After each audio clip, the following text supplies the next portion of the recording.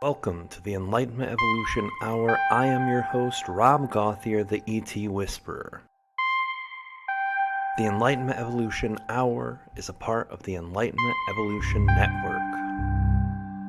Any ideas or opinions expressed by myself, the guest, or a caller may not necessarily reflect the same opinions of the Enlightenment Evolution Network. Enlightenment defined. It's the state of giving and receiving greater knowledge and understanding about a certain subject or situation. Evolution defined. The gradual development of something, especially from a simple to a more complex form. So what then is Enlightenment Evolution? The state of giving and receiving greater knowledge as we develop from a simple to a more complex human being, living on Earth for our soul's experience. Welcome now and join us as we explore our Enlightenment Evolution Hour together.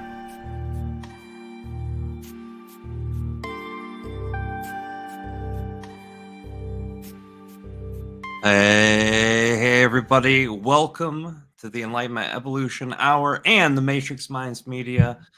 Today we've got the one and only Matthew Turner from the Matrix Mind Media. For those of you guys on my channel who don't know him, I want to let him introduce himself now because we're mixing both shows and we're jumping in. Go ahead, brother. Tell people who you are. I guess I'm the man of chaos, the one that talks all this conspiratorial. It's just a conspiracy, folks. We'll give it 6 months, 8 months, and well, it turns out from conspiracy to factual, or from conspiracy to it's now realism and it's in a reality. What's up, everybody? I am Matthew Turner from the Matrix Minds. Rob, thank you, my friend, for having me here, man. I'm glad to be with you and your folks. Well, you have done the same for me for the last couple months now. As many of you guys have heard, I've been simulcasting all of my shows every Wednesday over at the Matrix Mind Media. And Matrix Minds is Matthew Turner. He's been running the show for 10 years. I know your people know about this, and sorry, Matrix Minds guys, I know you're already in the loop. But if you can tell everybody just a little bit about your show and how it got started and stuff, that will help give them a reference. Because I try to tell everyone to go watch, but I know not everybody watches everything I tell them to watch. Yeah. So, you know how that goes. Yeah. Well, it's some of the times you want them to like kind of like do as you say, not do as you do, because whenever you do it and then you like flub on yourself and you're like, oh, you guys definitely don't want to do this. But look, man, we've been doing the Matrix for about 10 years, about 8 years of video casting, and we've had really good success doing it. I know we've had a lot of people, a lot of really heavy hitting guests up on the show. One of my biggest things to do is to get the conspiratorial. Everybody, here's the thing, Rob. Everybody has got their story. Rob Gauthier's got their story. I'm looking up in my chat here. Earl Fields has got his story. Tina's got her story, and even your guys' chat, right? I see Miss Ward, is that right? Ward. Same thing. Everybody's got their own story. Whether it be paranormal, whether it be they interact with ET, like you, channelers. Everybody's got their story. So the Matrix Minds started out like that. That's where we kind of like soared above the rest of the other broadcasters, right? Because I don't care. We all know who David Wilcock is. We all know who Corey Good is. All of these people. But nobody really knows who the hell Miss Ward is. Or you, right? It's the little people that really, to me, matter, Rob. That's why I wanted to get everybody in the Matrix. It is because we've all got a story to share. I don't have to be rich, famous, like Billy Carson or whoever, right? I've got a story and I want to share it with everybody. So that's what we did, man. We just started sharing stories late night on what's called Midnight Chrome Radio. is what the Matrix Mind started out as well as Unite CDL. Just a bunch of truck drivers getting together, sharing. Hey, man.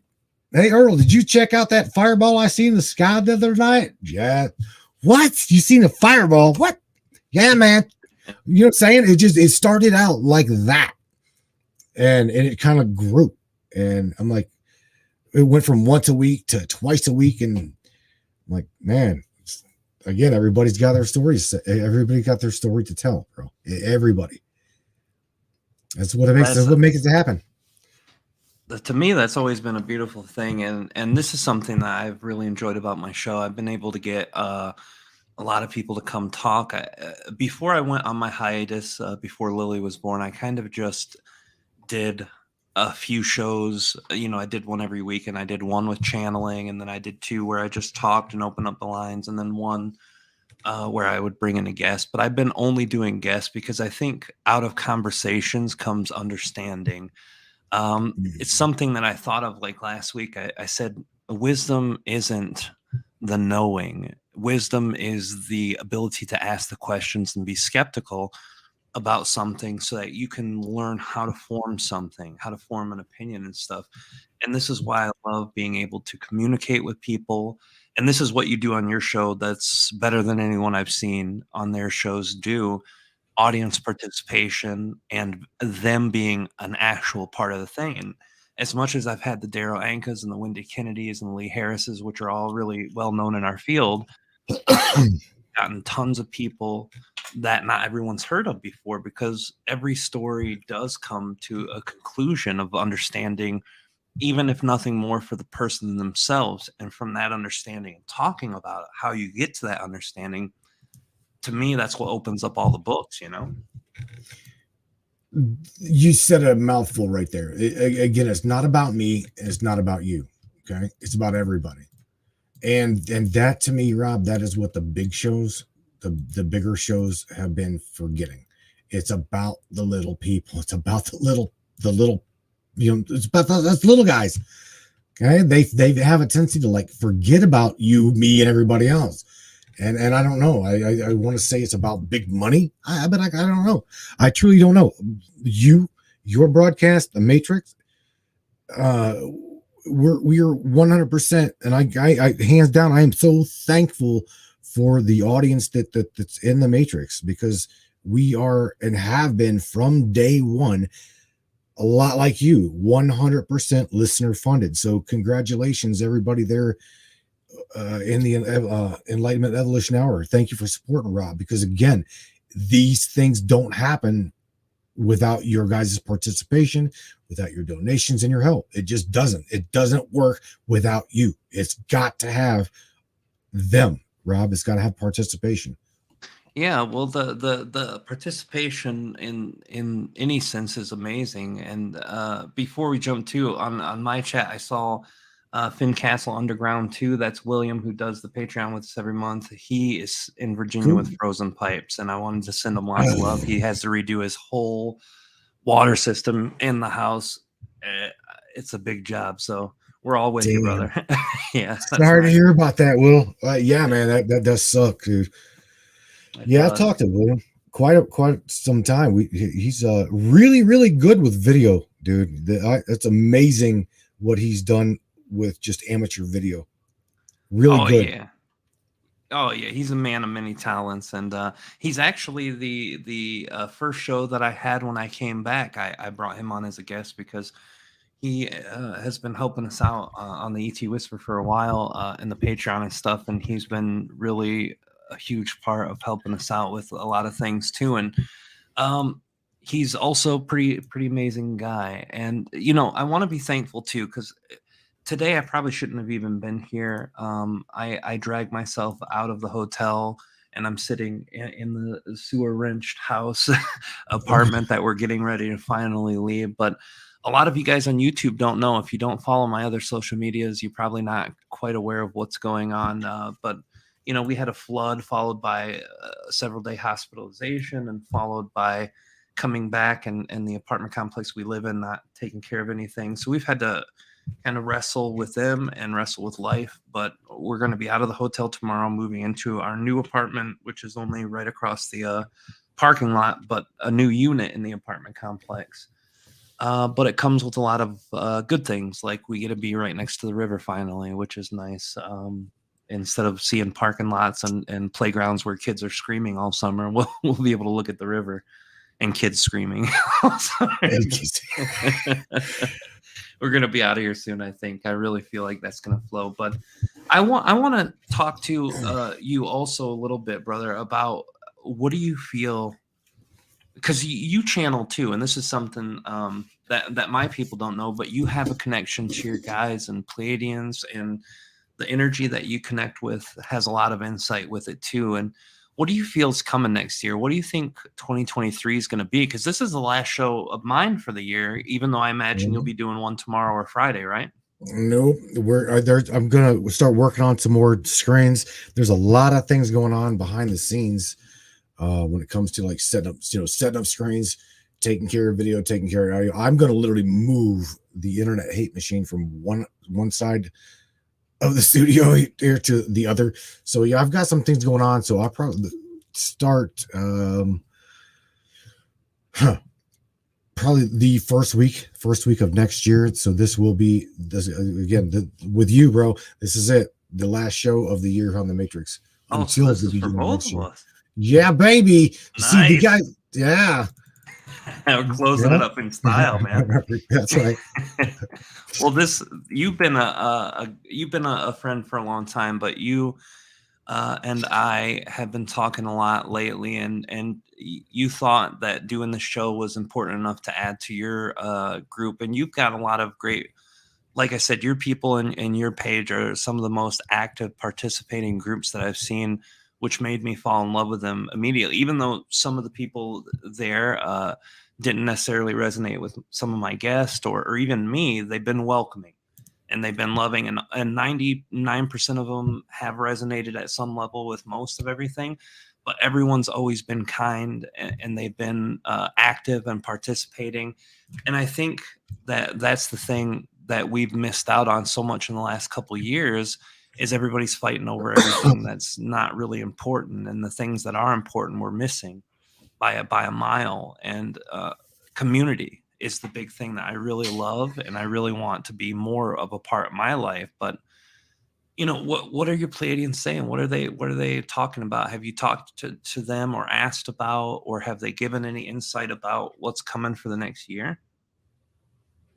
I can tell you that the last week for me has been a real ego setback.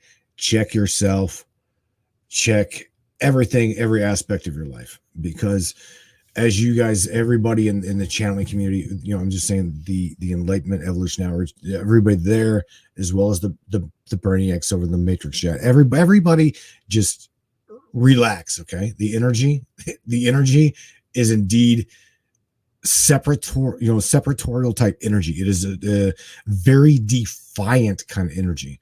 I don't know why, but it's like if it can separate, it definitely will. Okay. Now I've lost some really close friends. We've all had it's like kind of like I hate to say it, but it's like almost like your idea that you've got right now, it's like pissing into the wind. It's going to come right back and blow it in your face, because somebody ain't going to like it. Okay.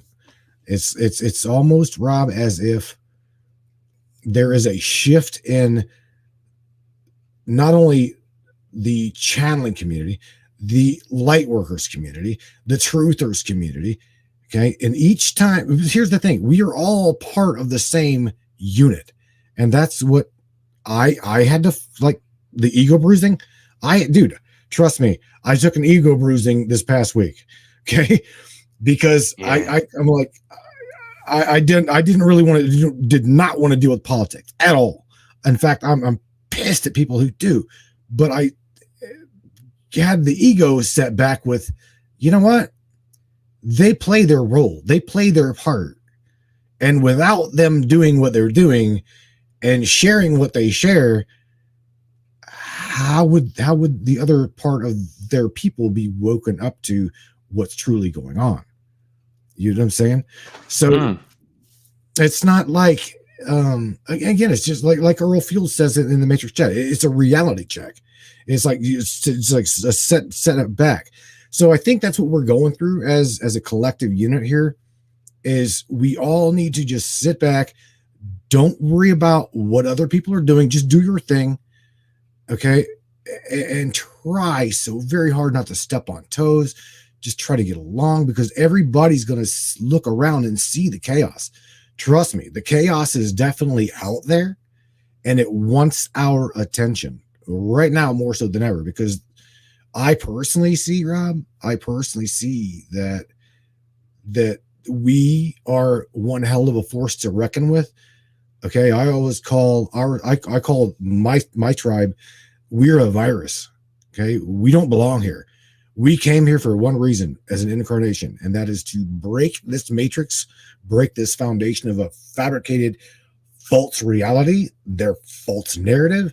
We're the virus in the system. We came here for one reason, and that's to break shit up.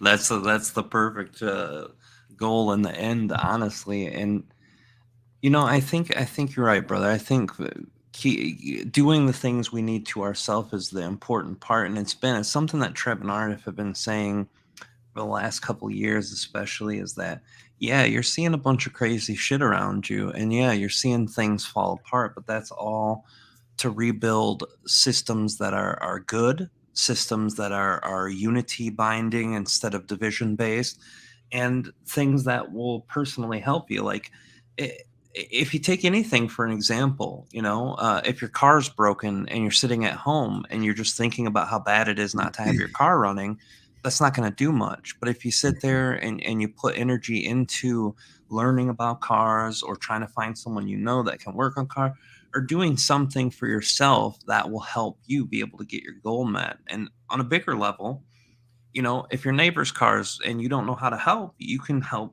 them find resources, find a person who knows, find a way to get a GoFundMe page started, whatever the case is. And this building community can't really happen. That's for me, that's like the end goal, to make communities of people who are conscious and aware and want to help others.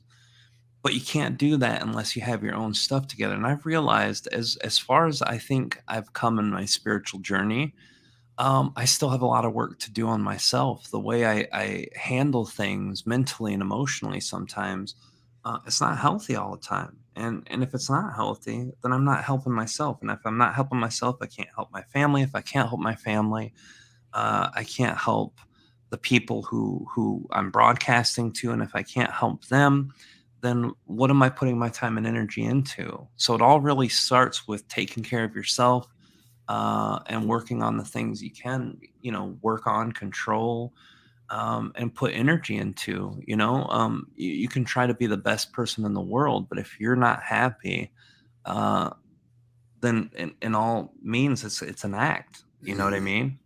You're just putting on a happy face for other people to be happy, and that's not a good goal. Well, Rob, you mentioned what because of my connection with the P's. I have not, to be honest with you, I have not had any kind of interaction with them for in about, I would say, the last two months. Okay, but prior to that, they sat with my wife for about an hour, and they clearly told her that the energy coming in is going to be exactly the energy that we're seeing. And that is, the very it's almost as if they said, this, you guys are ready for it. Are you sure you're ready for it? Cause it's coming. And because again, here's the thing, we one way or another, we're going to see the darkness, okay, fall at our feet. You realize that, right? It's gonna happen. Now we're all waiting for the event. Everybody go back and 3 years ago, the event is coming soon. The event is coming soon. Well, what the hell is the event? What was the event? What is it? Was it COVID? Well, who knows, right? Was it solar flares? Who knows about that either, right?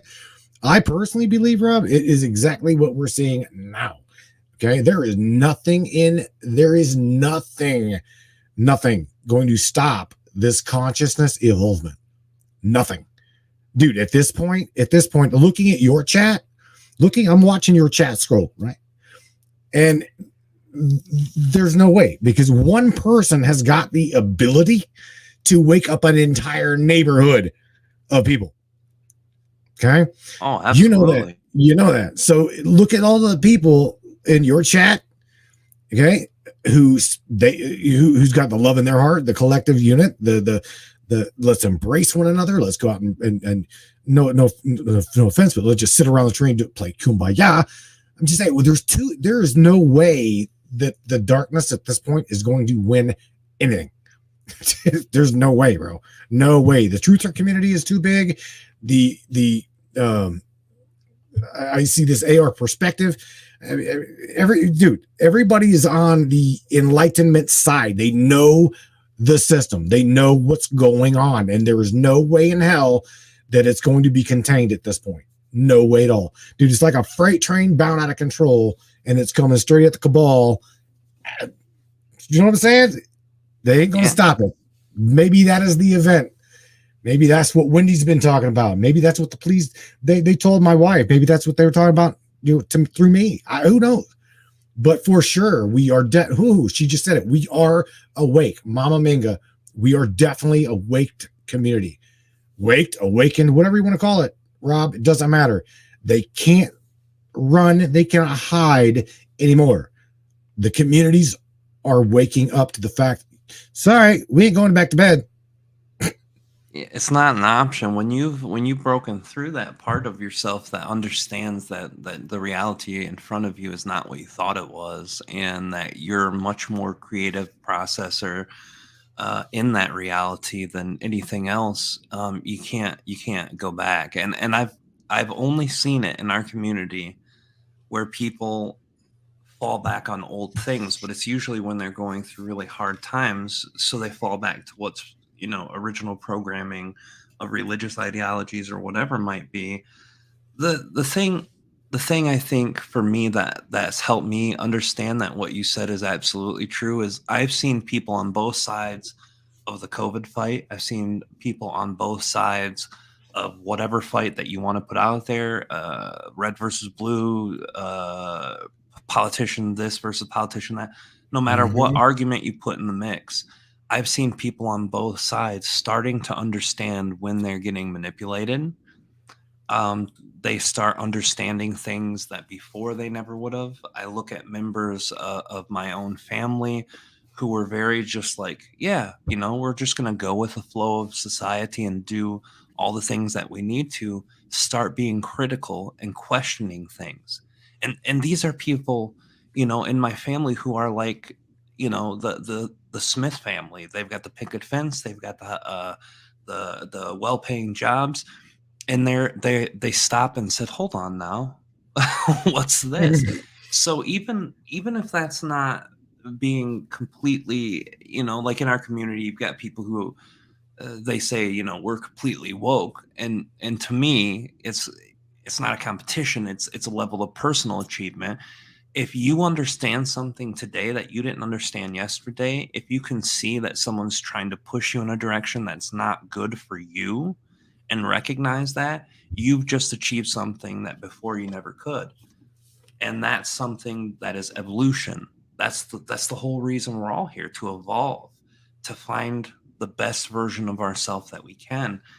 And through the understanding of being awake and being aware, I think that that's happening on every level now. And if that's happening to people who still are very deeply religiously oriented and have programmings in certain levels of religious ideology, well, then that's happening to everybody. Rob, the religious ideology is a dogma that everyone is waking up to.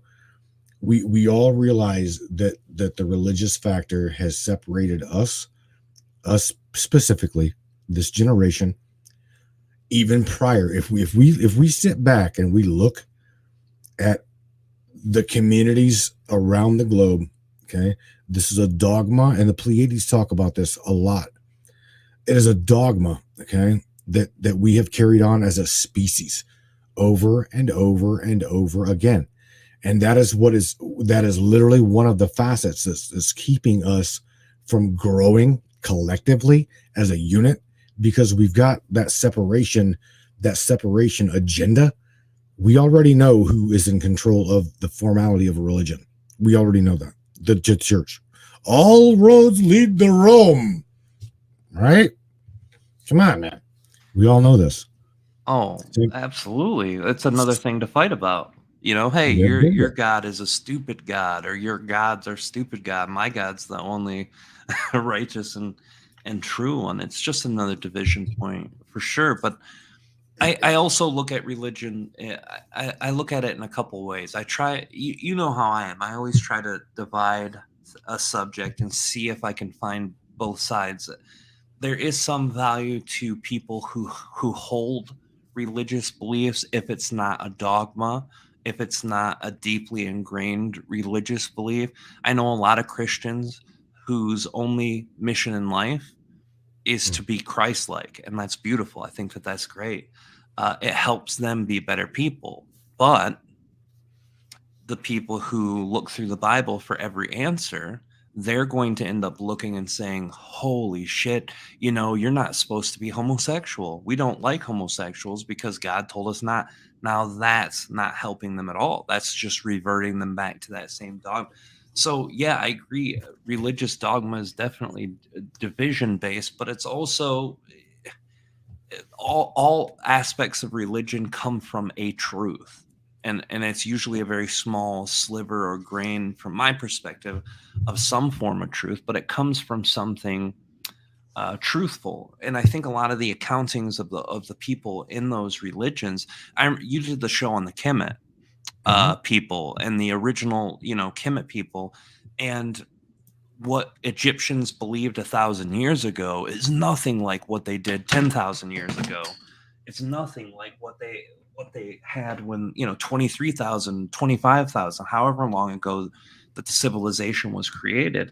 They took what they learned and what they wrote and, kind of what they saw and bastardized it into a dogmatic religious ideology that was, basically more the same thing that we get later on with Christianity and all the different mainstream religions, I think, too, Bro, they have bastardized everything. Seriously, you tell me one thing they have not corrupted. I can't think of any off the top of my head. Are you sure? You got a couple of minutes. You think about that for a second. You think about what the world we are in today. Okay, you think about it while I'm talking. What the hell have they not bastardized? Tell me that. You think about it. So going back to the politics and the dogma with religion and politics, they do the same thing. They segregate, divide with the politics as well as religion. But religion, okay, people will die. People will die for their faith. Okay. Yeah. Between cover to cover, they'll kill one another for it. Well, yeah. Same thing with politics too. Okay. The military, you got to remember with the military, they've got. No, I'm not saying we don't need our military. Okay, we definitely do. But I say, as I hold my breath and blow my eyes out. Anyway, bro, I think by right now, whenever this energy comes in, okay, we're going to sit back and once again, we need to realize we are a people. Okay. And it does not matter what color you are, what gender you are, whatever you are. I don't care if you're completely back at awkward, crazy. Okay. It's coming to the fact to now know those that were conspiracy theorists were conspiracy realists. Okay. We are researchers. That's what we are. Conspiracy researchers. We are never ending researchers. And the more stuff that we see that we just scratch our head. Like, did we just see that? What the Sally, did you just see what that girl just did? Bill, what the hell did you see? Just saying, Rob, it doesn't matter. We all just need to come together as a collective unit, cast our differences aside, and remember, it's us against them. It has always been us against them from from millions of years, Rob. All right, now you're going to tell me, you're going to give me an answer. What have not they bastardized, Rob? Yeah, I honestly I can't think of anything, because anytime someone wants to achieve something, whether it's more power, more influence, more money, more whatever, they always take the things that are readily available to them to use to manipulate people. And a lot of people argue this out too, and it's something Kalina and myself have talked about quite extensively with one another while we're sitting in our living room. A lot of people are like, the reptilians did it, the this did it, the that did it, but humans themselves are capable of great greed, and they're capable of great evil. We have the bloodlines from reptilians and Pleiadians and Syrians, so we've got a lot of good and bad genetically. But as a soul, it doesn't matter any of that, because we can choose to walk one way or the other. But the driving force of greed behind people is enough to try to do those really bad things that people don't like talking about, or try to manipulate people into ways that you would normally say, well, what cause would any person have to do that? I mean, what's the cause for you to want to help someone? It could make you feel good about yourself. You could realize that it's what's helpful to you is helpful to all. I mean, there could be a million reasons someone wants to do good, but when it comes to doing bad, people are very suspicious. So why would someone want to do that? Why would someone want to, destroy the earth and pollute it? Why would someone want to?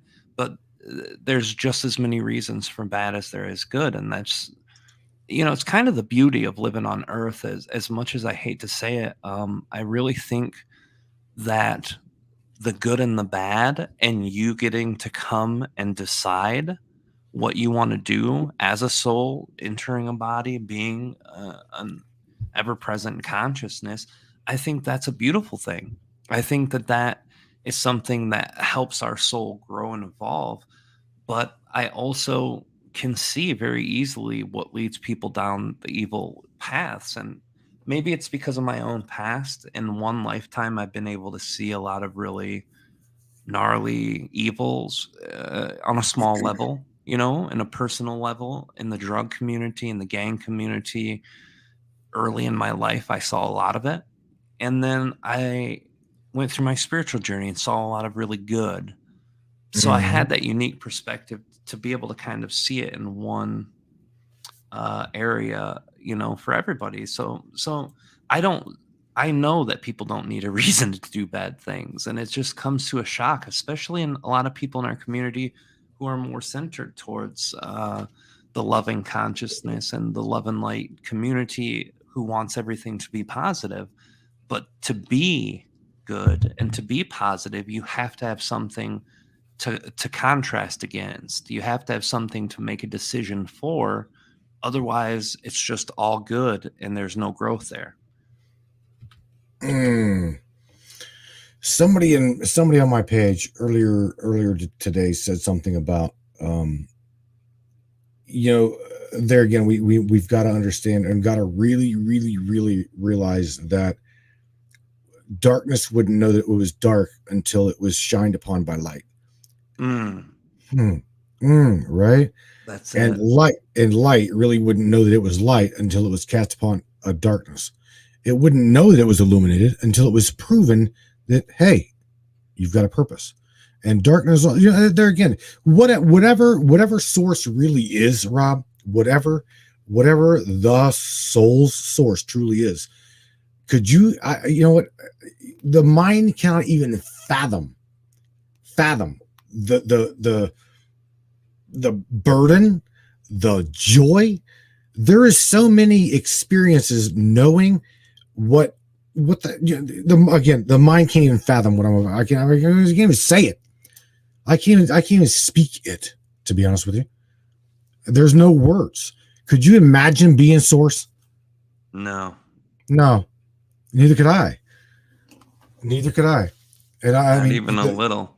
Not even a little. Think about that. You've got to allow every single thing that you and I sees as bad. You must allow it and not judge it. Every single bad thing, because we're only like a drop of. I always try to tell everybody in this. Okay, I'm not source. I'm an aspect or a part of source. And watching all the shit that we went through this past year, which we have been through a lot, Rob. We all have been through a lot. Okay. But looking at everything that has happened, and even this year, you know what? I see Twister up in your chat. Pat yourself on the back, boy, because you are an atom bomb, bro, full of energy. Oh, full of energy. Amazing. He's a great dude, Rob. Everybody in your chat, everybody in my chat, everybody just listening around the globe, pat yourselves on the back, because we have been through some really tough things throughout this year as well as the prior year. 2021 was not easy for any of us, Rob. No. It wasn't. And this is the thing too. I love to conceive the idea of source as a possibility. A lot of people have mentioned that to Treb Aridif, and what they said about it really resonated. Can you channel source? Can you channel direct source? And Aridif being pretty much the highest level of evolution that a soul can get before it leaves the body and no longer needs a high dimensional body to function, said no, we can channel aspects of source. Well, what do you mean? Well, our consciousness is only so big. The source is just this universal aspect of source, in our one universe out of infinite versions of universes is so much larger. Just a planet's worth of conscious is so much larger, and then a solar system, and then a galaxy, and then a whole universe. There's no way to get that. We can look at any part of source that we want if we take the time to feel through it, but there are aspects that are so distant and so far, it would be impossible to connect to all of that. And then even if you could, then what do you get? You get that you get the aspects of, hey, what's good, what's bad? No, none of it, because all things are valid. You know what I mean? Right. As a human, we can't wrap our mind around that. And it doesn't have words that we can use that can even encompass an idea that's close to what we're trying to conceive when we think of source. But it's so much, it's like asking an oxygen molecule, hey, what is the universe doing right now? It's like, no, you can't, right. You can't do it. So it is a beautiful thing. I think you're right, though, brother. It's this last 2 years has been hard on everyone. And this is why, I've shared what I've been going through recently with everyone. And there's a lot of things I haven't shared either, that are going on in my life that have been difficult. But I'm trying not to make a big deal out of it, because you're right. Everybody's gone through things. I just had a friend of Kalina's, a lifelong friend, write and say, hey, I just had to help my friend who had an apartment flood or a house flood, and I had to, my best friend committed suicide, and all of these different things. And I look to all these social media posts, and people are saying, I'm tired of life. I can't do it anymore. This is not an easy time for any of us to be alone, but I didn't think it would be. Understanding that this is an area where our consciousness is supposed to bend around a little bit. You know what they say, you can't rebuild something unless you destroy something first. And right now we're in the destructive phase. We're in the systems that we understand and know being exposed first and broken down. And it's a big system. The earth political systems, the earth financial systems, the earth medical systems, school systems, social systems, all of these things that we've allowed to fester into some really bad stuff. Just 150, 200 years ago, if what they tell us in the books is accurate, if what our grandparents told us was right, that means that there is a system where people used to just support each other. Oh, we live in the same town. You're out of food. I'm a farmer. Here's some food. Hey, my barn's broken down from the storm. Since I got you some food, would you be able? Yeah. Everyone knew that they had to support each other to function as a whole.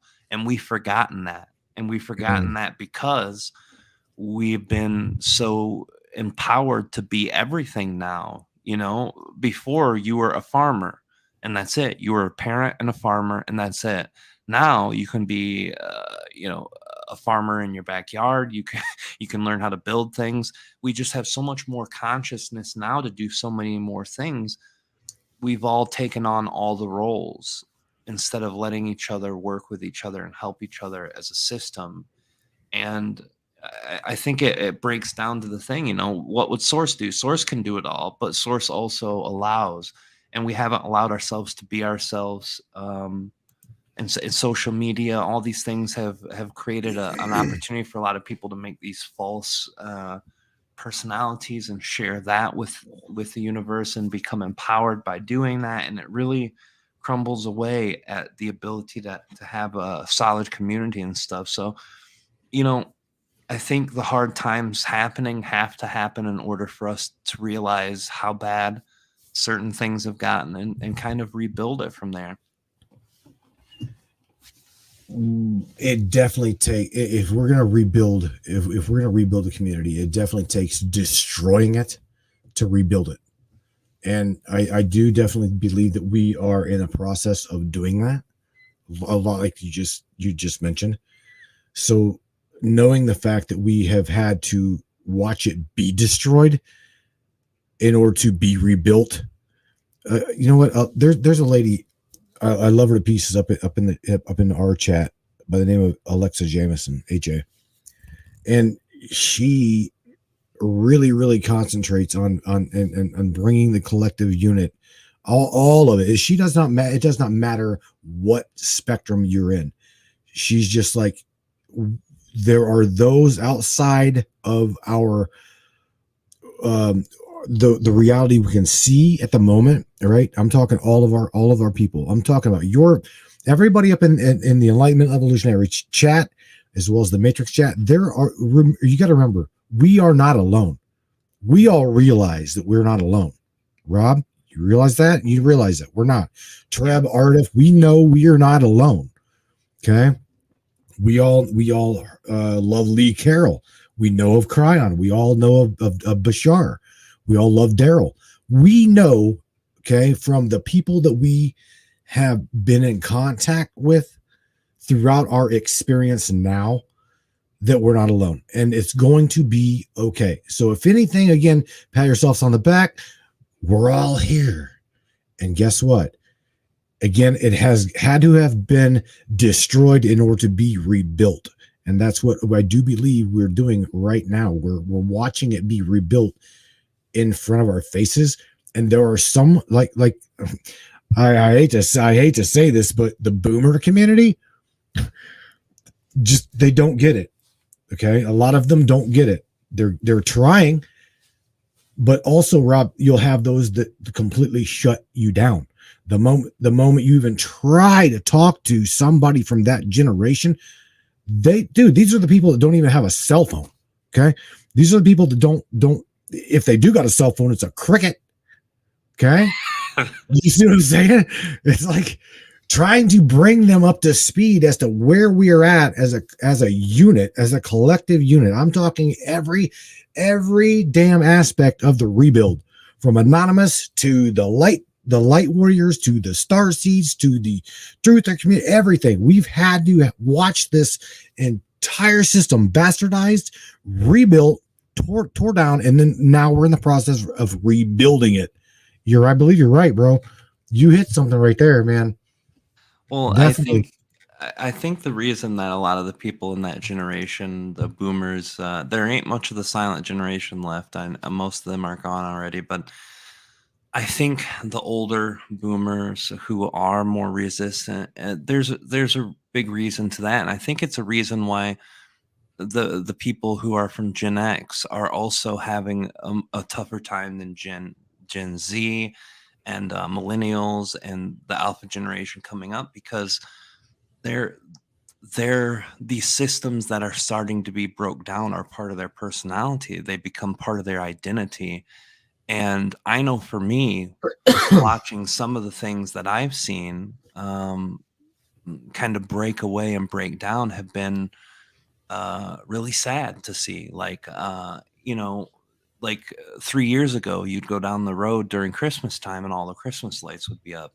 People aren't doing that. And I know right now it's probably just because more people are so focused on survival and they're not celebration mood, but things like that. But with these boomers, I can imagine their whole identity is wrapped into their middle ages and their younger years, because the older I get, the more sentimental I get about my past and the more nostalgic I become. So I can imagine, having lived 20, 30, 40 years longer than I have, it's got to be extremely painful. I have had some hope though, because a lot of people who I met in the community, in this community that I met first, were from that generation, because I started channeling publicly in 2010, so that's 12 years ago. And when I started, those were the first people that would come around and listen to what I had to say. So the people in the community that I know in that generation are very open. Like Kalina's mom and dad have always been real spiritual people, and then channeling, her dad wasn't keen on the idea of Treb necessarily, reptilian humanoid hybrid, but came around eventually after hearing what he had to say and everything. And then it happened. But you're right, the most resistance is going to be in the place where people have lived in that system the longest, like in the movie The Matrix. You know, you can't wake up someone past a certain age because they don't react well to being unplugged from the system. It's a very realistic analogy, you know. I guess we're talking about the boomers for a second, right? No. How old are you, Rob? If you don't mind me asking. Yeah, I was born in 80, so I'm gonna be okay. Actually, I'm gonna be 43 next week. All right, I'm 47. Right, I just turned 47 this year. I look up to Lee Carroll. Okay, Lee to me is a boomer, but guess what? Lee is a boomer that's like, huh? He woke up on a plane, right? He woke up on a plane. He's like, who in the hell is talking in my ear? Right? Cry on who the hell? What? Right? So this is a boomer. Lee, if you're listening to this, please just hear me out. You're a boomer. You are a boomer that got on board with what we refer from the Dolores Cannon era, which is again a boomer. Okay. But these people are put in our reality to wake up a collective unit. That's the way I see them. Okay. They were the first waivers, as Dolores called them. Okay. I do past life regression as well as Dolores. Okay. I understand what she's saying when she calls it the first wave, second wave, third wave of this evolution. So going back to I've seen some people in your chat as well as my chat saying, well, yeah, my dad and mom ain't going to wake up anytime soon. Blah, blah, blah, blah. So yeah, those kind of people, Rob, I wouldn't. Let's just say you're gonna have the channel panel. You're gonna have the channel panel, right? This coming year. Yeah. No way in hell I'm gonna invite my step parents to the channeling panel. They would look at you dead square with cross-eyed, saying, "Who just took over that man's body?" Juanita, did you just see this? Who just took over this man's body? Do you see what I'm saying? They wouldn't understand. They just literally wouldn't. They wouldn't get it. But again, those first waivers that are part of my reality, your reality, Kalina's, Angel's reality, and everybody up in the chat that realizes the evolution of spirit. Okay, dropping the dogma, dropping the spirituality, dropping all that stuff, and saying, you know what, it's okay to just be, because that's what it is. It's what, whenever you go to a channeling event or see a channeling event, you literally have got to accept a person for having the ability to not have the ability to be in complete control of the biological meat suit. You've got it as a trusty. I could not, Rob, trust. Okay. You get it. You got to trust your own soul's source in order to allow that to happen. Okay. That's what that trust is a big thing. Damn straight. So that's what I'm saying about Lee. Okay. Lee and Bashar, these boomers, right? They are the wake up call to me and to you and to everybody else up in here that actually understood what the hell they were trying to say. Seriously, I got to give them credit, man. They are the way showers of the communities. And absolutely, and that's very true. And I want to thank you, Adam Twister, again for your donation, brother. You're amazing. I appreciate all the donations you've sent. And Adam Twister, guys, too, has been on the Enlightenment Evolution Hour. If you haven't seen the show, it was just a month and a half or so back, I think, in October. But I'll link that link too. So thank you, brother, for that donation. We appreciate it. He says, here's one of the donations that Matt was talking about. Absolutely. So thank you, brother, for that. You're right. It's the generation is not one that easily is open to those things. And most of the people who did had very jarring experiences that brought them to it, or happened to be at the right place at the right time. And this is something too with our generation as Gen Xers. More people now are starting to understand things than they were when I first started channeling, and even at the level of understanding that I would say is a lower level where people are just kind of starting to see that things don't fit and trying to work out why and how.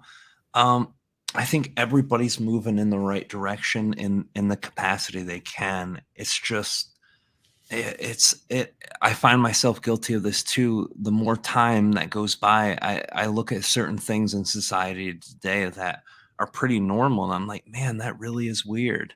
There's not a judgment for it necessarily, but there is an understanding that is something that, in my childhood and my younger years, that wouldn't have been acceptable, or wouldn't have been cool, or wouldn't have been. So there's that level of us fighting with ourselves. But I think it wraps right into the thing that you're saying. These people who were put out front, the Casey Edgar, and then the Jane Roberts, by all intents and purposes, I think she is the grandmother. If Casey Edgar is the grandfather of channeling, then she's the grandmother. Definitely, Robbie. Definitely. Yeah, these people were helping that group, because most people who I know, unless they had a jarring experience, if they learned through synchronicity, they learned because of Jane Roberts. Someone that read Jane Roberts, or someone that understood, showed them something that they resonated with that could make them understand the possibilities of that too. I really do love to see how many people are becoming curious about channeling. I noticed this trend in 2012, and this is something I've talked about a lot, especially on social media. The Galactic Federation of Light thing was really big for a long time, but then a lot of people left our community because, the things that were being said in those channelings that were getting, tens of thousands, hundreds of thousands of views every week weren't happening. Like, there was no massive disasters that destroyed parts of the planet, and no alien ships landing, and people taking things out. So all these things that were implemented into our community were the same reason that drew people in, were the same thing that chased them away.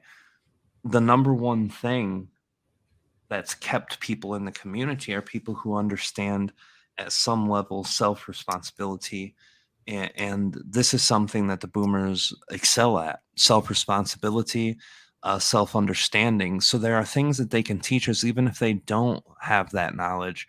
that are also important tools too. We've got people from my dad's generation, the silent generation, and people like my mom from the boomer generation, that were raised on the self-reliance. Now, me and William talked about this on our show. There's a difference between that and self-torture, and it's hard to draw the line sometimes, but there is a part of that generation that we need more of now, and that's how to be self-reliable. The reason these systems falling apart hurts so many people is because we haven't learned that for a long time. Now we can go into a store and buy pre-prepared food, but how many people in the younger generations know how to cook their own food?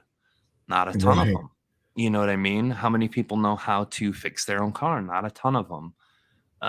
So there's something to be said about balancing too. And I'm trying to figure out, and I don't know the answer. You might not, or probably don't know the answer either, but how do we find the usefulness of the old things, the things that we're missing now, and bring them back to this time without sacrificing the growth and the evolution that our consciousnesses have had for that? That's something that I really have been thinking hard on for a year. Even talking to Treb and Aridif, and their answers are good, but they're not human good.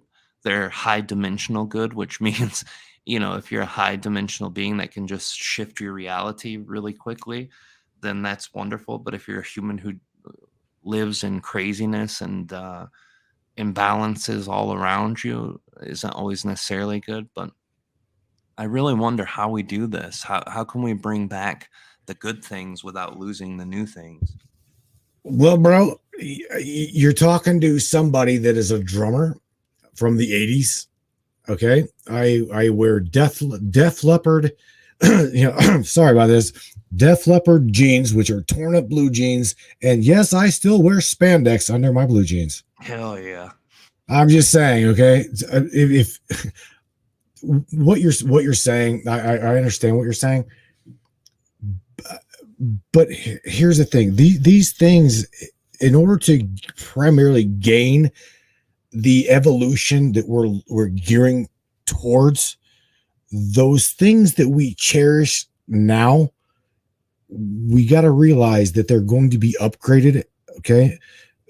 Again, the only thing I've heard the P's tell my wife this: the only thing that is inevitable is change. Okay. Change is the constant. That is it.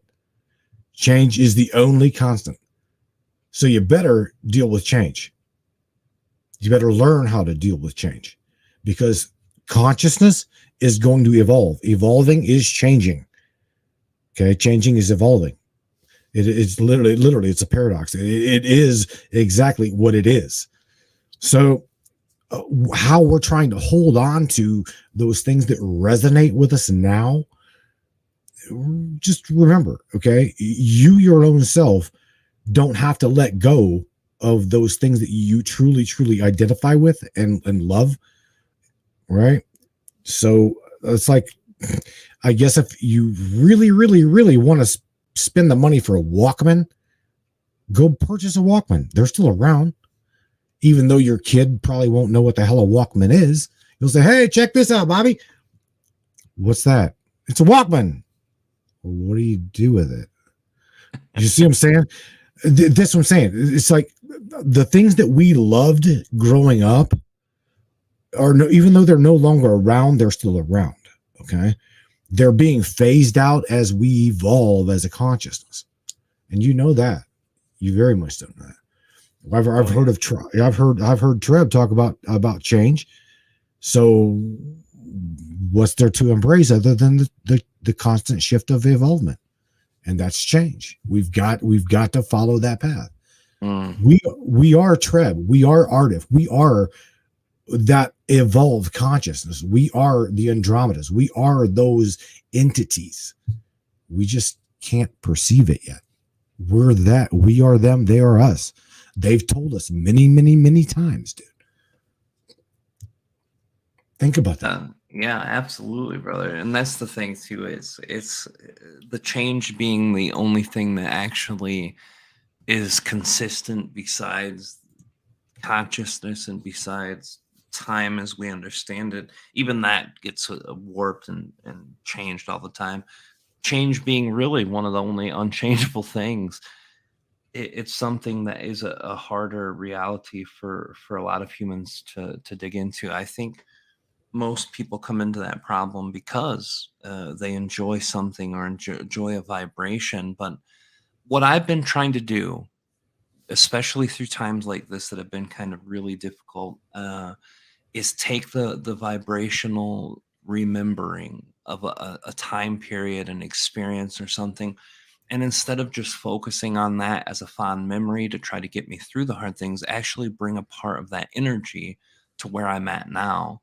And I know it's possible. Treb and Aridif have said that that's possible too, but just trying to bring that energy back in to the experience, because you can remember, when you're a kid, when you're a young adult, having these things that were really blissful. I mean, even back in 2015, 2016, 2017, there were things that were just really, really exciting and really great. And then a lot of regular things after that, and then hard things at the very end. So you see a pattern of down. And I don't mean that in a bad way. I mean, some of the best things in my life have happened to me in the last couple of years, including my daughter being born and her being a part of my life, which is like the top two events in my life, period. But also the hard times that come with everything from that time period down to this time period. I'm trying to take this excitement level that I had then and bring it into where I'm at now. And I know that's easier said than done, and that's the thing. What I mean, the difference between what Treb and artists say compared to what we can do as humans.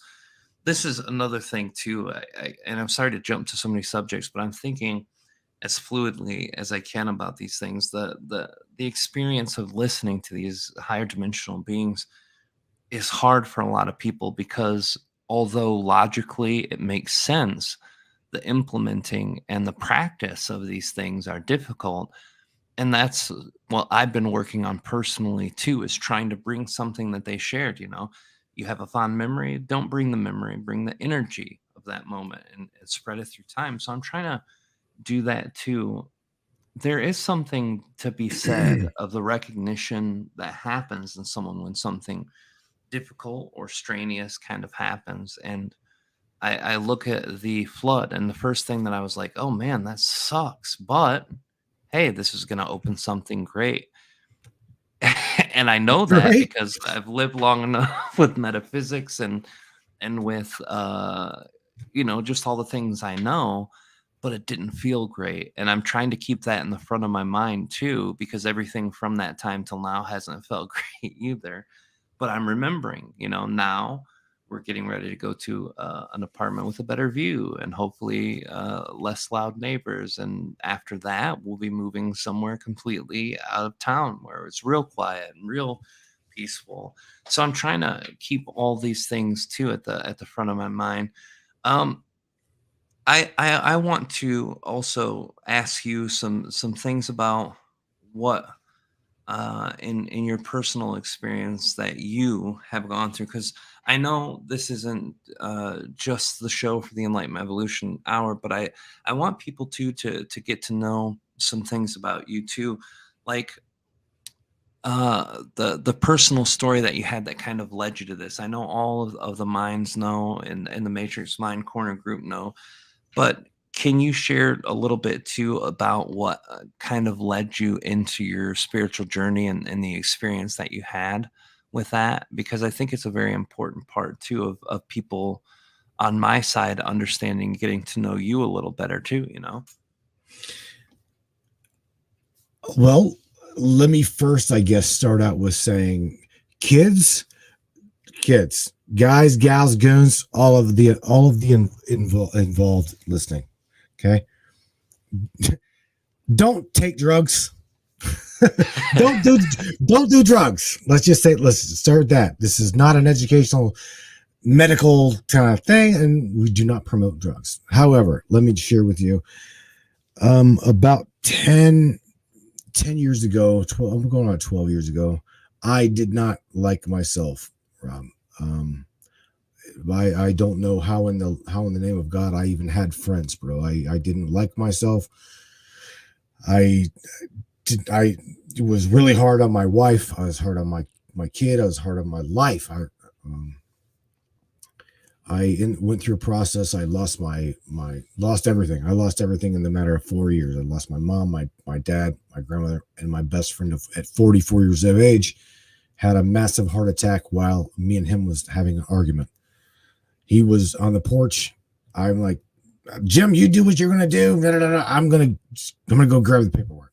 So I went down to Canton, Ohio, grabbed paperwork. I come back, and the dude, he literally had a heart attack sitting on the porch. And again, dude, this was my best friend.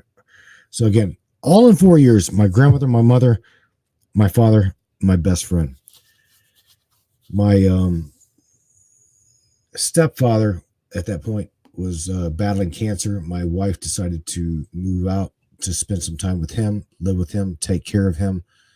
And in the process of that, she had a breakdown. She wanted a divorce. She wanted to separate. So there was the nail in the coffin for me, bro. I had lost it all. And in that process, I had a good friend I was staying with at the time by the name of John Mysock.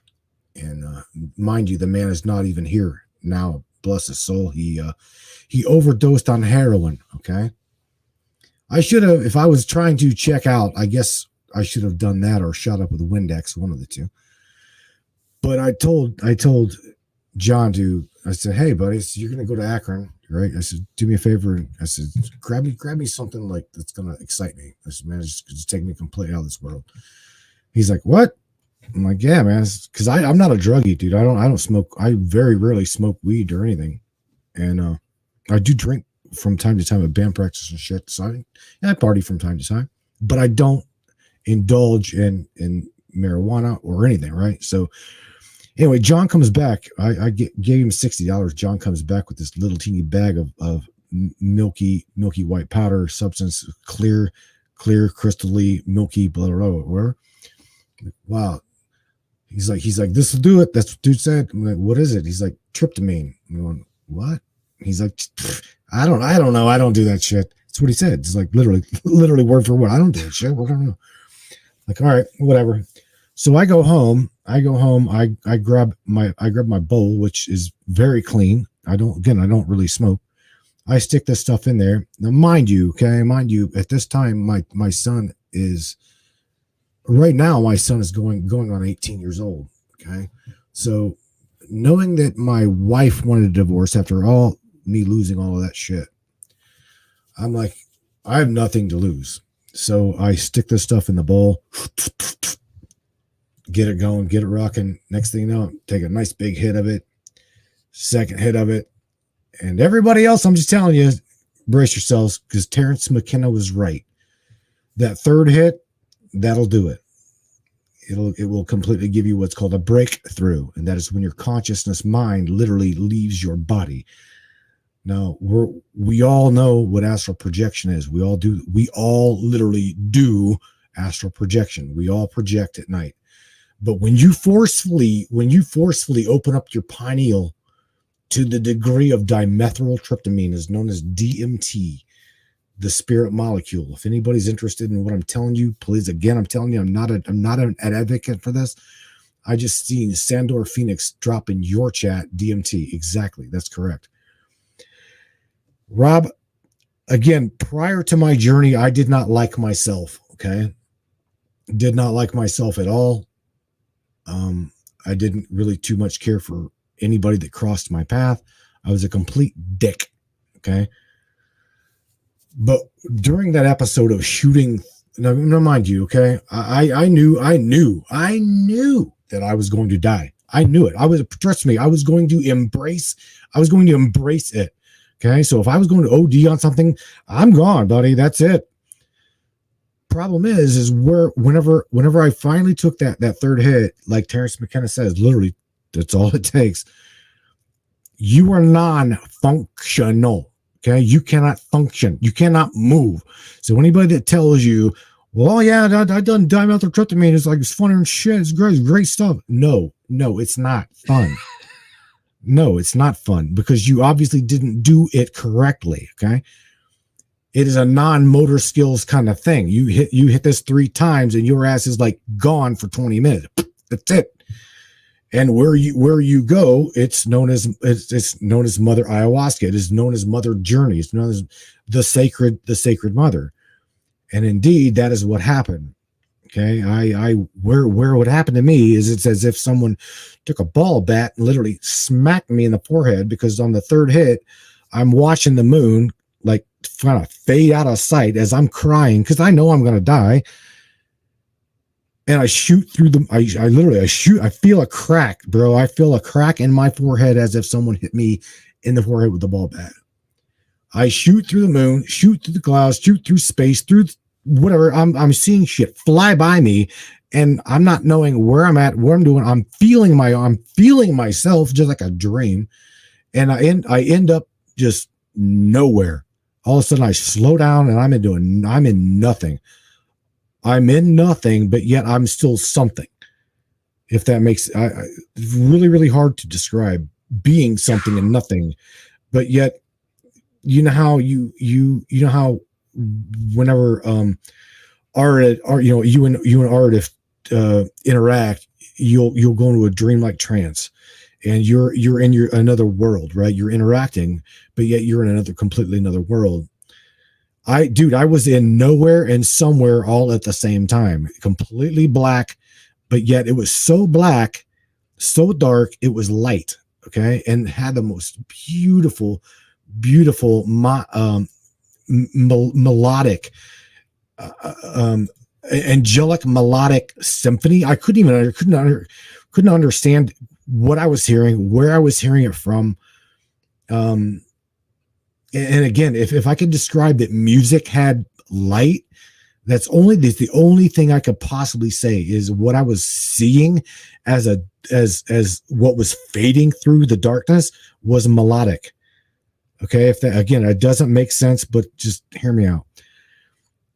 So knowing that I was somewhere but nowhere, I could still feel, I could still feel myself. I'm wondering why I can feel my arms. I'm like, I'm like cursing them. I'm how in the hell am I talking? I can't even fucking feel myself. And yet I'm feeling and seeing nothing. Do you see what I'm saying, Rob? I'm dead, but I'm not dead. I'm thinking I'm dead, but I'm embracing everything. I'm like, I felt my arms, bro. My arms felt so pulled out, like as if, I don't know, they were, I'd say 30, 40 feet out there. Right. And I felt so heavy. And next thing you know, I'm like, I hear all of these voices. I hear all of these angelic voice. Again, you cannot I could not make out what I was hearing. And I seen this one little teeny, this is why whenever I smoke weed, if I ever do, I'm searching for that 1 pixel. Okay. Because during this journey, this experience, I noticed this one little teeny tiny white dot, one little pixel.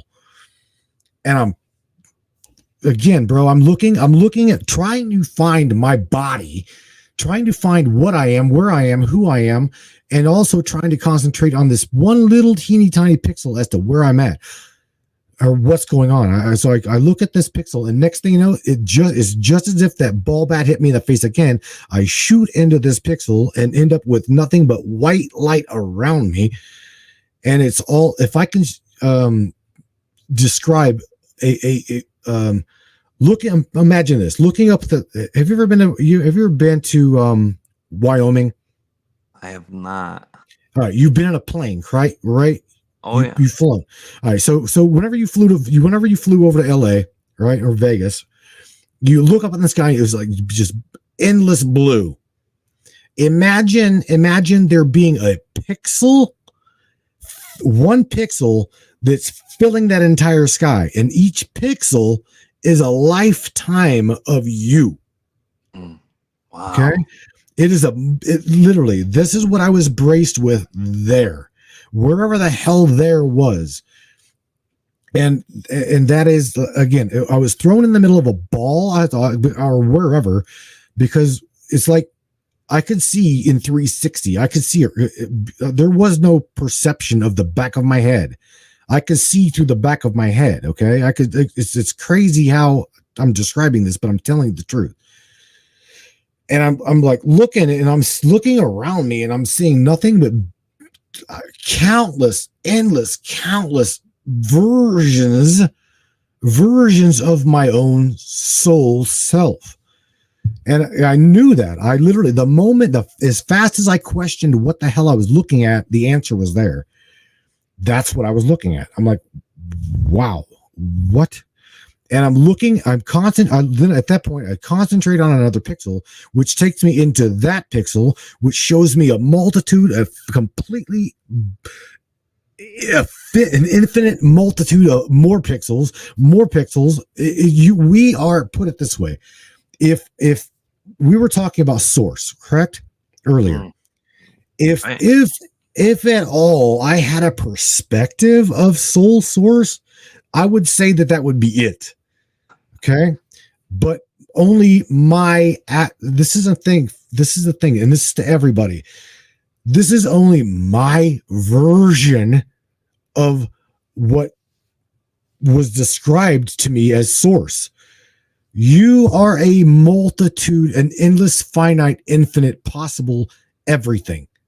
That is what you are. You are an offshoot of soul source to experience the inevitable infinite possibilities of however you choose to accept your creative ability.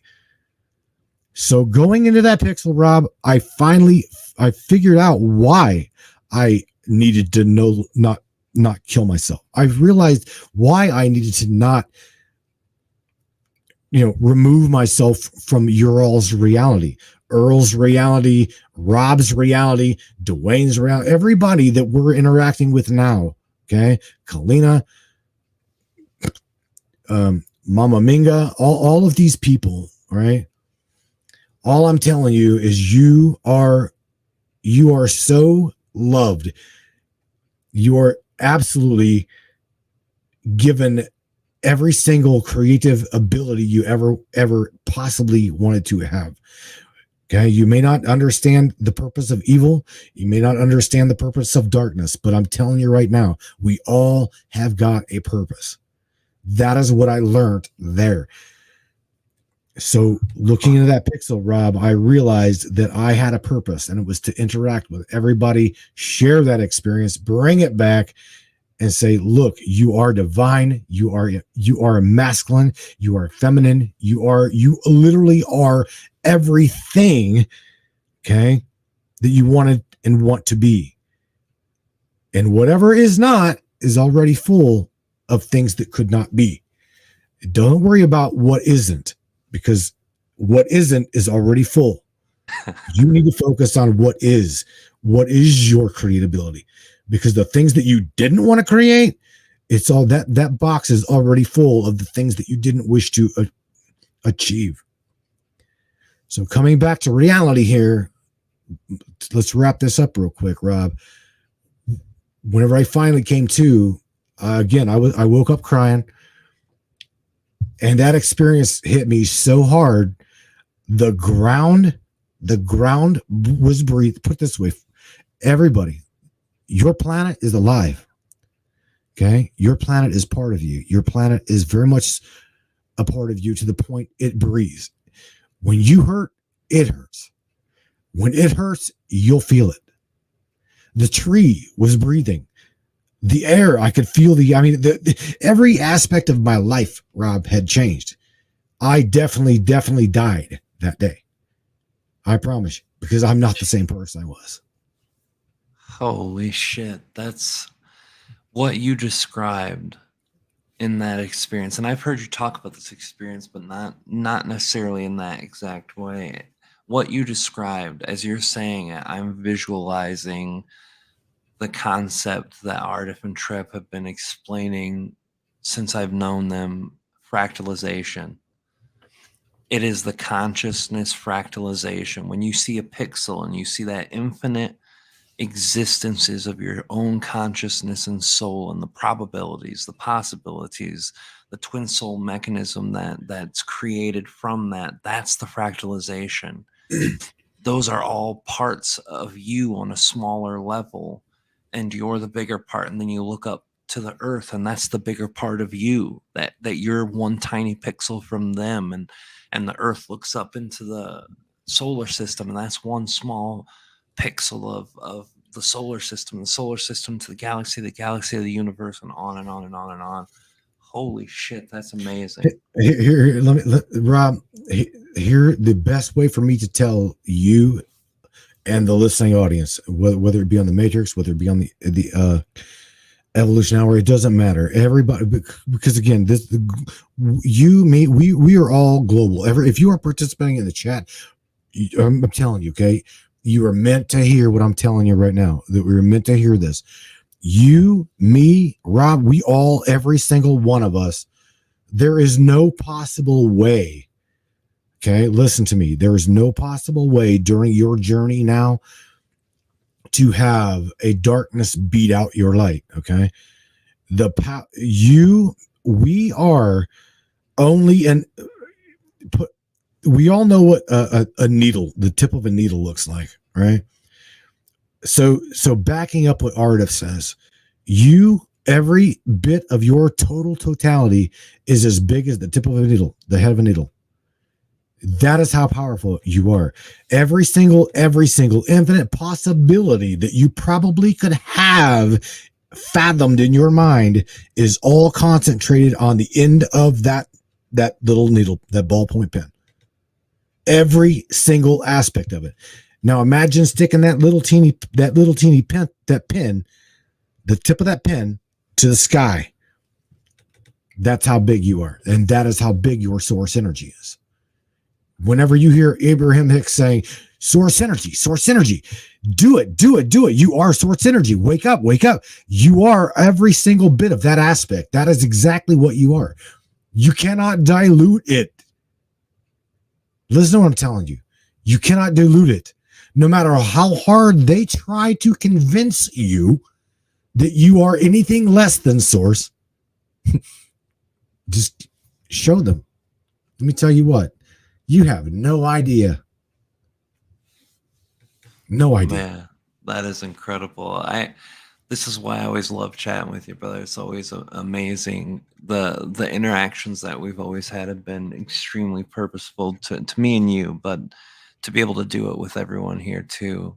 My God, it's amazing. And we're getting ready to run out of time, and I definitely don't want to end tonight, but by obviously all the things that are happening now, I've got to get back to the hotels so we can get everything gathered there, and then get moved back here for tomorrow to get the finalization done of moving stuff. But I wanted to say the first thing for all my people, thank you guys for being active in the chat. Thank you for being here, and all the Matrix Minds. I love you guys. I'm so grateful Matt has been allowing me to be a part of your guys' world, and I appreciate all of you guys too. And this is the last one of the year, and it makes me want to give my gratitude to everybody who's been a guest and everyone who's listened on both sides. But I want to thank you too, brother, for letting me be a part of your world, and being a part of the Matrix Minds has been really important to me and fascinating. So thank you for that too, brother. And I want to thank William for helping us with the Patreon and all the other stuff that you've helped us with. And I want to thank John Craik for being an amazing friend who has helped me out so much with the courses and the video I'm going to be releasing in a few days. He helped put that together, which is a part of the course, which is amazing. And Kalina, thank you for everything, Mama. You hold the world together for all of us in the family. So thank you, and I love you, Mama, very much with all my heart. And thank you, brother, for being here. I want to know if you're interested in doing a dual lightning round, because this is both of our shows, and I do it on my show. I want to do it where I ask these questions so people can get to know you better, but I'm going to give my answers too after you give yours. That's fine. Let's do it, bro. Let's do it. Hey, I got these soundboard over here on the Majors. Right, here we go. Boom, boom. All right, yeah, get to it, buddy. Let's go. All right. The first question I always ask is, what is your favorite color? Black. Beautiful color. And for my answer, it is purple. Purple's my favorite. So, what is your favorite food? Wow, bro. I would probably say everybody that's vegan, please don't kill me. I love shrimp and I love lobster. So lobster. I'd say lobster. Lobster's my favorite food. But I don't ever get it. I love it, but I don't ever get it. It's actually someone I can't remember who. Someone in the last couple of weeks actually said shrimp. I can't remember who it was, but so my favorite food is also one I don't get to eat a lot, but that's because I don't get along well with carbs. It makes me fat and it makes my sugar go up. But pizza is my absolute favorite food. I can eat 1,000 different types in 1,000 different ways, but only good pizza. So okay. What is your favorite band and or song? Oh man, come on, dude. My band, the band I'm in. Troubled Times, buddy. Love my band. I shout out everybody. I love my band, Troubled Times. No, I grew up playing 80s rock, love hair metal. I would say out of all of my bands, between all of them, Poison, Slayer, I'm a big Motley Crue head. I love Motley Crue. Motley Crue is great. Yeah, my favorite band, I think everybody already knows this on my side, but for those of you in the Matrix minds, Ween. Ween is the greatest band that's ever lived. And oh my God, if I had to pick a song for the favorite song, I couldn't, because I love so many of their songs so much. Like Stallion 3, Captain Fantasy, Touch My Tutor, Don't Shit Where You Eat. I mean, there's a bunch of great ones. I love Ween. All right. Well, I'm going to tell everybody in the chat, in your chat, you ready? Everybody do a search for a band by the name of Nightwish. Nightwish. Ooh. Right? Yeah. You talk about melodic. I love melodic metal. I love melodic rock. So if I go in and create another band, bro, before I'm dead, 47, I'm 47 and a drummer. Bro, our hearts are known to explode at the age of like 52. But no, listen, that's probably the kind of a band I'm going to throw together. The next band I start is Nightwish. I love that band, bro. Not my favorite band. Not my favorite band, but definitely that's one of my go-tos now. You think it's top 10? Oh shit, bro. It's top 5, man. Oh, wow. I'm going to have to check them out. I haven't heard that one yet. Oh yeah. What is your favorite place that you ever went to and enjoyed the nature of it? Favorite place in the world? There's a place that my father took me and my mom, and we both fell in love with it. We, I remember I moved to a place called Braxton, West Virginia at the age, like early age, and we went to a place called Bee Run. Okay, like a bee, like bee Run, and it is the backwaters of Sutton Dam, Sutton, West Virginia. That is probably the most serene. If God could take its finger and stick it anywhere on the world, that is where I would believe it would be. The backwaters of Sutton Dam, Bee Run. I have never been there, but I was born in West Virginia, and West Virginia is one of the most beautiful places for sure. Oh yeah, dude, hands down, God's country. West Virginia, mountain mama, take me home, right? Yeah, man. That's actually all right. So my favorite place that I've been to a lot of beautiful places. One of them, sentimentally beautiful, Ogden, Utah. We were at the base of the mountains. When I was living over there with my dad for a month, we were working, and I saw a double rainbow. So that was probably the most beautiful scenery. Actually, it was a triple rainbow, but I could only get 2 on the picture, the Polaroid that I took. I wish I still had that picture before my dad's passing. It would have been great to have that. But if I look for the most beautiful place that I've ever been to, it's definitely Munising, Michigan, on the shore of Lake Superior with the painted rocks. The most beautiful place on earth. If I can ever get the kids used to -40 temperatures during the winter, I would actually move up there. If we could get good enough internet to still work, I would move up there. Oh, it's so beautiful. I went in the summer, obviously, but the winter is beautiful too. It's just really cold. North Dakota, my friend lives out there too. That was top 3, but so Munising is number 1 though, for sure. Cool. What about, last question for both of us, since we're doing the mixed show tonight, what is your favorite childhood memory?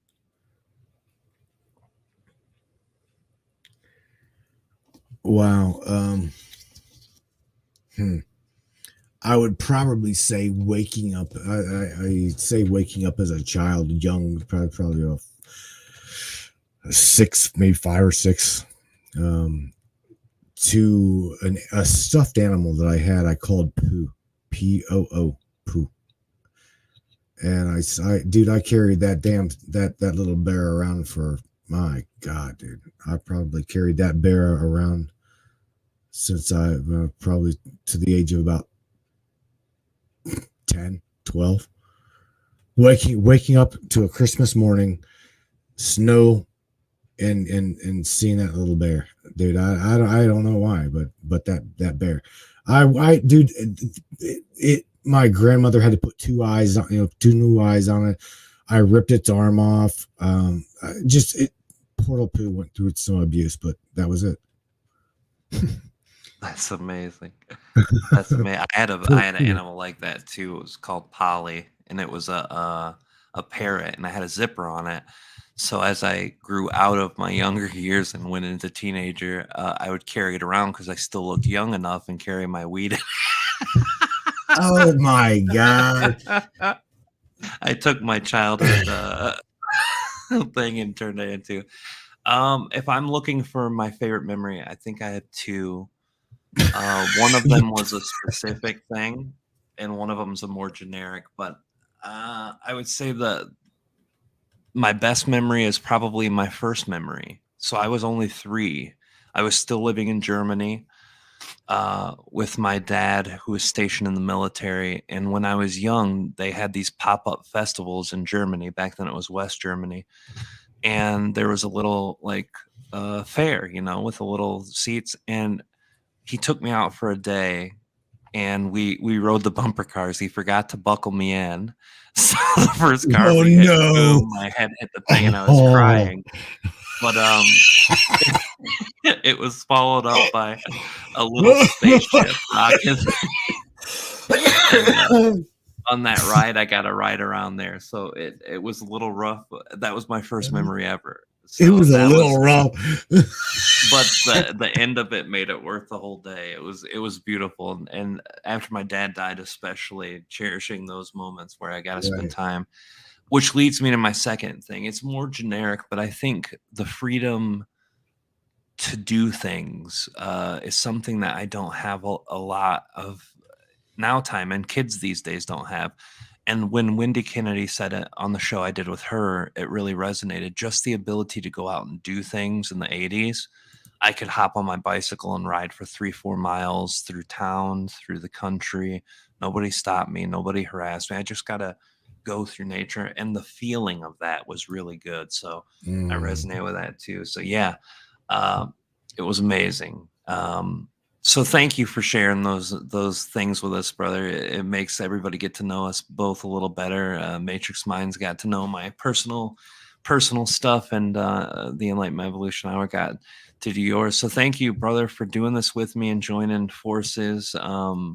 I love everybody. I'm so glad we got to do this at the end of the year, brother. And thank you for everything you've done this year to get my show on your channel. And I hope that everybody on the Enlightenment Evolution Hour and the ET Whisperer check out Matthew and his show, because the Matrix Minds is an amazing community. And if you haven't got a chance to visit it, hopefully getting to know Matthew tonight will help you decide to go over there. His Facebook's extremely active. You guys get so much interaction over there.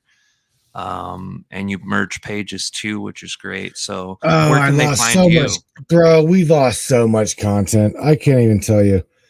I know. Oh my God. Unforeseen consequence, right? Yeah. Me and some friends did, again, I still love these guys. I really do. We dissolved a conjoined a conjoined interaction, and they went their way, we went our way, and I'm like, okay, well, I was asked to delete the page, and then since they started, since they created the original page, and then even though it was given to us, I'm like, again, I respect, I respected him enough, even though even though he come back and said, don't delete the page, just do your thing, da da da.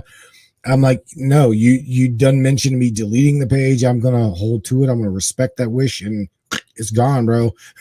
But the problem is, in the process of trying to pull content and merge that page with the new page. Oh my God, dude. Yeah. So let's just say we lost about 200 plus videos, and it sucks because YouTube deletes a lot of our shit. They banned the last Matrix channel. Yeah, primarily because of what we talk about. I mean, we talk about a lot of conspiratorial things. I am probably one of the most heavier guys on the internet to interview MK Ultra victims. Okay, voice to skull technology. Any of you guys up there in the Enlightenment Evolution Hour that are targeted AIs or targeted AIs, targeted individuals, right? Please get a hold of Rob. Rob, get a hold of me, and we'll talk about your story, because I that is one of my biggies right there is talking and bringing out the targeted individuals.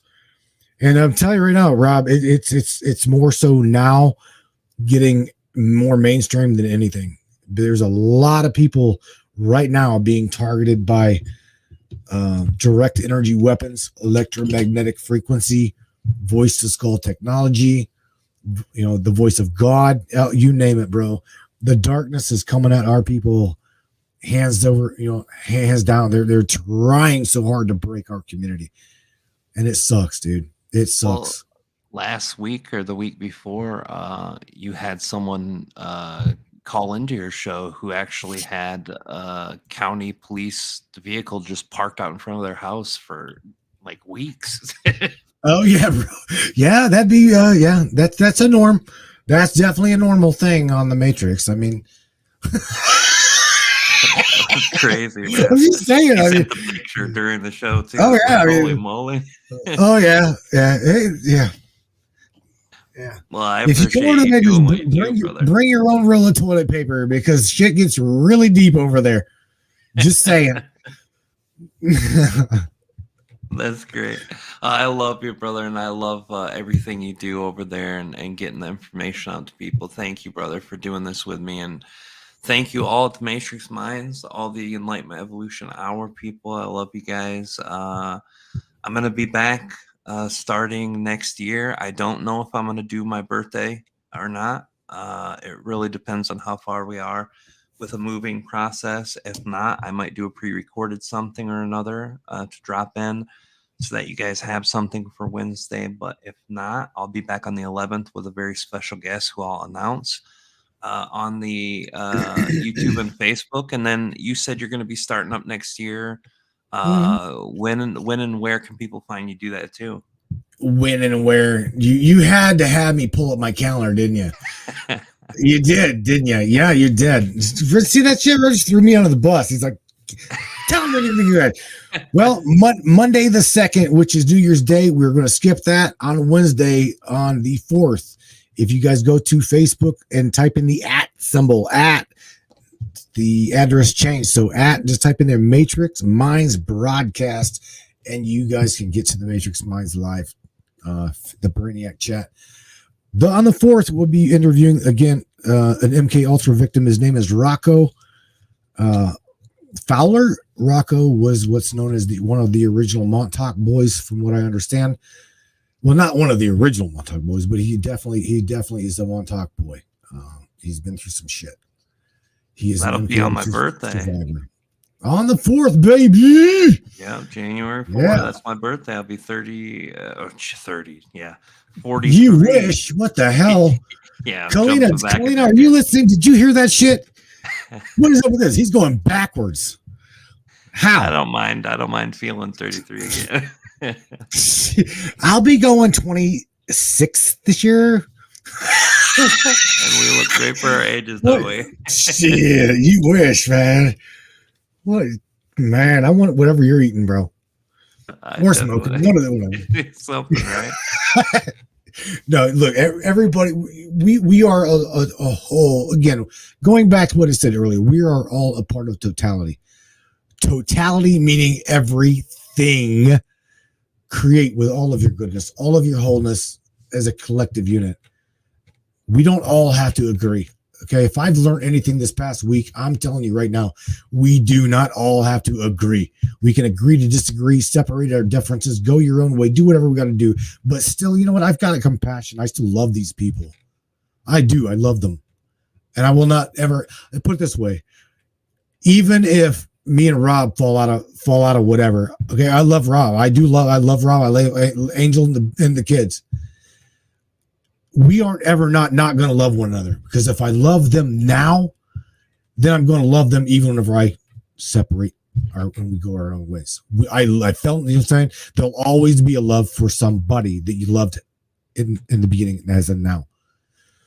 So that's my say there, Rob. I love you, buddy. I really do. You, Angel, and the kids.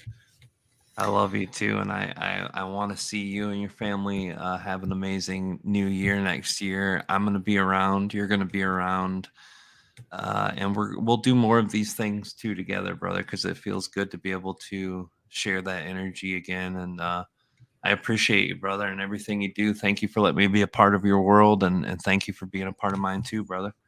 Not a problem. Not a problem at all, my friend. Don't be afraid to fart in public. Just let it all hang out, bro, for real. Let it all rip. Let it rip. Love you, buddy. Everybody up there in the Evolution Hour, again, you're more than welcome to participate in the Brainiac chat. We'd love to have you.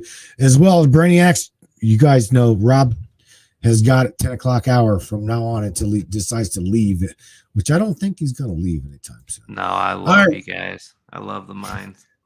And we love you too, buddy. We really do. Take care of yourself. Everybody else, we'll talk to you guys later. Thanks, Rob. Happy New Year, everybody. Love you guys. Thank you, brother. Love you too. All right, love you too. Good night, Rob. Peace out, buddy. Good night, brother. Love you. Good night. Love you.